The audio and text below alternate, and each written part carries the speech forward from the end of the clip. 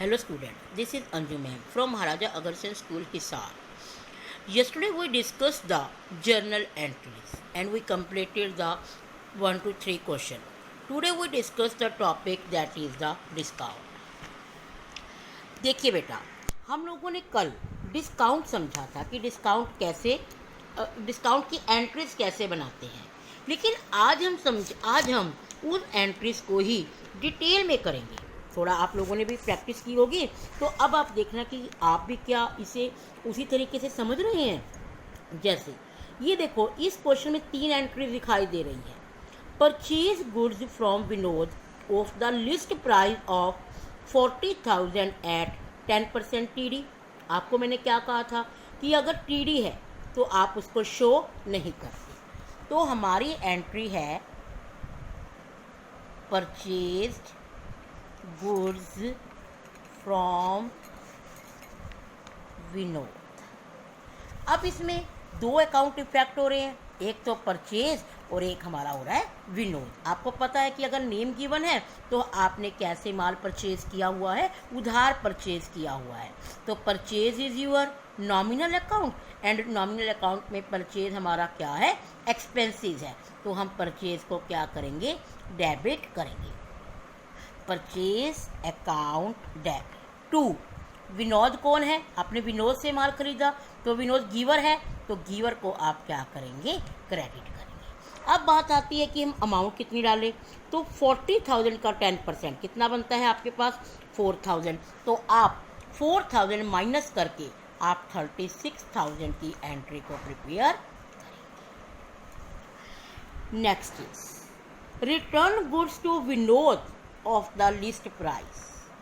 Return goods to Vinod of the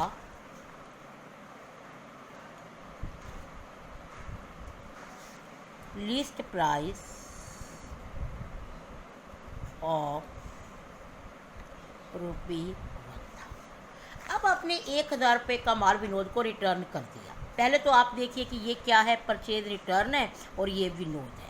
अब विनोद को return कर दिया। पहले तो विनोद कौन था, गिवर था। अब कौन है, रिसीवर है, क्योंकि उसके पास माल गया। तो आप एंट्री बनाएंगे Vinod debit to purchase return. अब बात आती है कि देखो, यहाँ आपने जब डिस्काउंट लिया था, आपको फिर अगर बाय चांस वो 40,000 का माल आपको 36,000 में दे रहा है, तो जब आप उसको 1,000 का माल रिटर्न किया, क्या वो आपको 1,000 रुपये ही देगा? तो वो इसमें से भी तो डिस्काउंट को आपको क्या करेगा, अब कट करेगा। अब आपको 1,000 का 10% 100 रुपीज़ आपने कट ऑफ करना है। तो वो आपको कितने रुपये देगा, 900 रुपीज़ देगा। अब देखो, आपने 36,000 का माल परचेज किया, 900 का माल आपने रिटर्न कर दिया, तो आपने उसको कितने रुपए देने हैं, 35,100 रुपीज़ आपको देने हैं। उसके बाद अब आप क्या करेंगे, paid cash to Vinod in 34,000 in full settlement of his account. तो आपने 34,000 रुपये में फुल सेटलमेंट कर दी। तो आपने उसको कितने रुपए देने थे, 35,100, और आपने 34,000 रुपये में फुल सेटलमेंट कर दी। देखो बेटा, अगर यहाँ पर फुल सेटलमेंट वर्ड नहीं लिखता हो तो आप क्या करते, तो आप एंट्री बना देते कि विनोद को पैसे मिले हैं, Vinod debit to cash account, और वो आपको 1,100 रुपये फिर दे देता। लेकिन यहाँ पर जो वर्ड है वो है फुल सेटलमेंट, मतलब आपका निपटारा ही कर दिया उसने, सारा अकाउंट ख़त्म कर दिया। तो Vinod debit to cash account. अब देखिए, आपने विनोद को कितने रुपए देने थे, 35,100, और आपने विनोद को कितने रुपए दिए हैं, 34,000। तो आपने क्या रिसीव्ड किया है, डिस्काउंट रिसीव्ड, 1,100 रुपये का डिस्काउंट आपने रिसीव्ड किया है। तो बेटा, अगर आपके पास फुल सेटलमेंट वर्ड है तो आपका डिस्काउंट आएगा, और अगर आपके पास फुल सेटलमेंट वर्ड नहीं है तो आपका डिस्काउंट नहीं आएगा।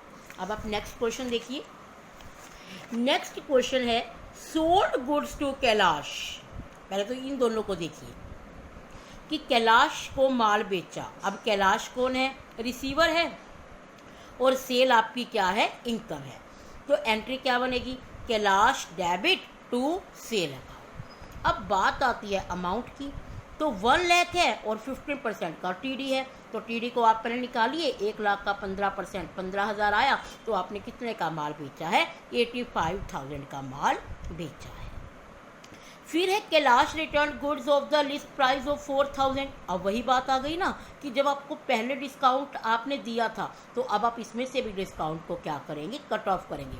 तो 4,000 का 15% क्या आ जाएगा? 600। तो आपने 34,000 का माल उसने आपको क्या कर दिया? रिटर्न कर दिया। अब 85,000 माइनस 3400, 85,000 माइनस 3400, आपने उसको 81,600 रुपीज़ देने हैं। लेकिन उसने आपको क्या किया? आपको कैलाश से पैसे मिले हैं 5% डिस्काउंट, तो आप 81,600 का 5% फाइंड आउट करेंगे। 4,080 का आपने उसको क्या दिया? डिस्काउंट दिया। अब आपको पैसे मिले हैं, तो आप एंट्री क्या बनाएंगे?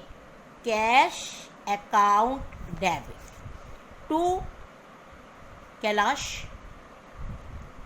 आपको कैलाश से कितने रुपए मिलने चाहिए थे? 81,600, लेकिन आपने उसको डिस्काउंट दिया है, तो आपका डिस्काउंट क्या है? एक्सपेंसेस है।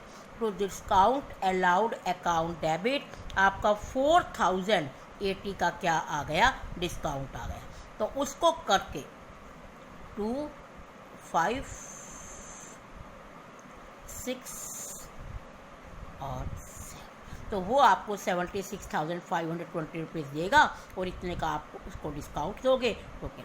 एक बात और ध्यान रखना बेटा, जब आप एंट्रीज बनाते हैं ना, ये आप एंट्री अपने अकॉर्डिंग बना रहे हैं। आप ये नहीं देख रहे कि कैलाश को तो देखो डिस्काउंट रिसीव्ड इनकम हुई है और आपको एक्सपेंसेस हुआ है, ये थोड़ी आप कैलाश की बुक बना रहे हो, आप तो अपने बुक बना रहे हो ना। आप अपने में देखा करो कि मेरे को एक्सपेंसेस हुआ है, मेरा ये डिस्काउंट अलाउड है या मेरा डिस्काउंट रिसीव्ड है। तो इस तरीके से बेटा आपको ये एंट्रीज करनी है। अब आप क्या करना, ये आपका बेटा 6th, 7th और 8, आप कोशिश करना ये 1 to 8 क्वेश्चंस तक एंट्रीज करने की, और उसके बाद अगर कोई प्रॉब्लम है तो आप डिस्कस कर सकते हैं। ओके।